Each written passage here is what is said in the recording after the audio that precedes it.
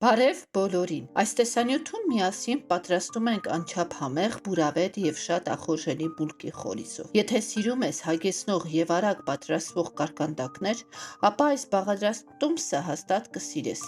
Բուլկին ստացվում է փափուկ ու նուրբ ներսից, իսկ դրսից խորիզի շնորհիվ թեթևակի խրթխրթա։ Պատրաստման գործընթացը շատ պարզ է եւ հասկանալի, այնպես որ նույնիսկ եթե նոր ես սկսում խոհանոցում, հեշտությամբ կկարողանաս կրկնել այս բաղադրատոմսը տանը։ Սկսենք այն պատրաստելը։ Տարայի մեջ լցնում ենք 400 մլ գոլից մի քիչ տաք կաթը, 1 թեյ գդալ խմորիչը, 6 ճաշի գդալ շաքարավազը եւ խառնում ենք այնքան, որ խմորիչը ամբողջությամբ լուծվի։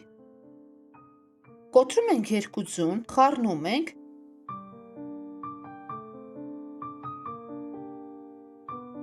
ավելացնում ենք 6 ճաշի գդալ բուսայուղը եւ խառնում ենք։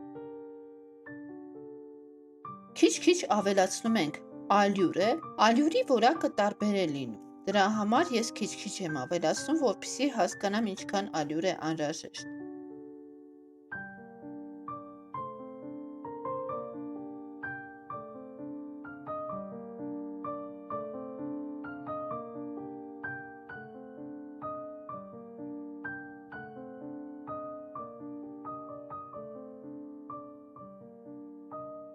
Ավելացնում ենք 100 գրամ փափուկ կարագը եւ սկսում ենք ձեռքերով հունցելը։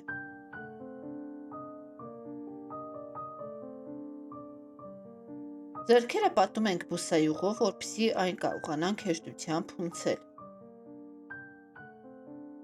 Պետք է ստանանք թույլ, մի քիչ ձեռքերին կպնող խմոր։ Դնում ենք տարայի մեջ, ծածկում ենք խոհանոցային սրբիչով, տեղափոխում ենք տաք տեղ, թողնում ենք 1 ժամ հասունանա։ Ընթացքում մի քանի անգամ հունցում ենք։ Ահա տեսեք ինչ ընտիր խմոր ենք ստացել։ Եթե այսպիսի փուչիկներ են առաջանում,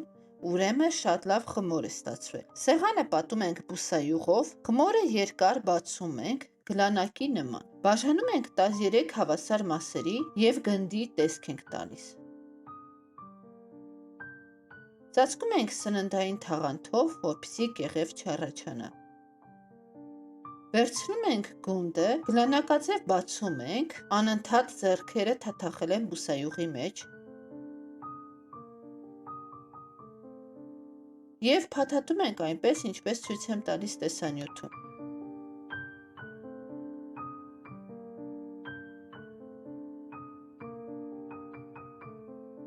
Դնում ենք յուղաթուղթով ծածկված տապակի մեջ, ծածկում ենք սննդային թաղանթով եւ թողնում 30 րոպե բուլկիները հանգստանան։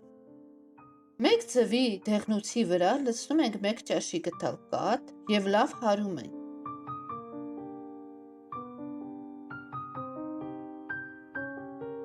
Երեսուն րոպե հետո քսում ենք բուլկիների վրա։